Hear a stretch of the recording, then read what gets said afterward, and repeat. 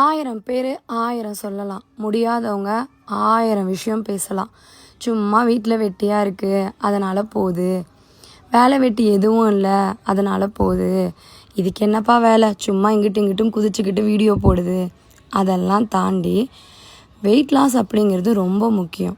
நம்மளை குண்டாக இருக்கும்போது உனக்கு என்னப்பா அழகாக குண்டாக இருக்கன்பாங்க.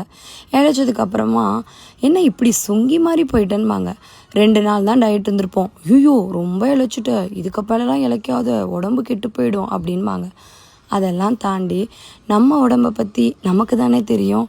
கரெக்டாக ப்ராப்பராக நேரத்துக்கு தூங்கி நேரத்துக்கு எந்திரிச்சு ப்ராப்பராக டயட் இருந்து பர்ஃபெக்டாக லைஃப் ஸ்டைலில் கொண்டு போகும்போது லைஃப்பும் அழகாக இருக்குது, மனசும் அழகாக இருக்குது, முகமும் அழகாக தான் இருக்குது.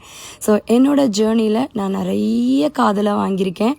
ஜஸ்ட் ஒரு 3 கிலோ இழைச்சாலே ஐயோ என்னம்மா இப்படி இழைச்சிட்ட, இதுக்கு மேலெலாம் இழைக்காத அப்படின்பாங்க. என் கண்ணை சுற்றி என்ன தெரியுமா இருக்கும், என் முகமும் சரி என்னுடைய மூளையும் சரி என்ன யோசிக்கும் தெரியுமா, நம்ம கம்ஃபர்டபுளாக இல்லை, நம்மளால் நம்ம வேலையை ஆக்டிவாக செய்ய முடியல, இதுக்கு நான் என்னோடய ஐடியல் வெயிட்டுக்கு வரணும்.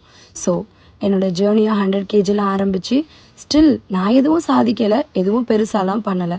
என் ஜேர்னியை தொடர்றேன். எனக்கு சப்போர்ட் பண்ணுற எல்லாருக்குமே தேங்க்யூ.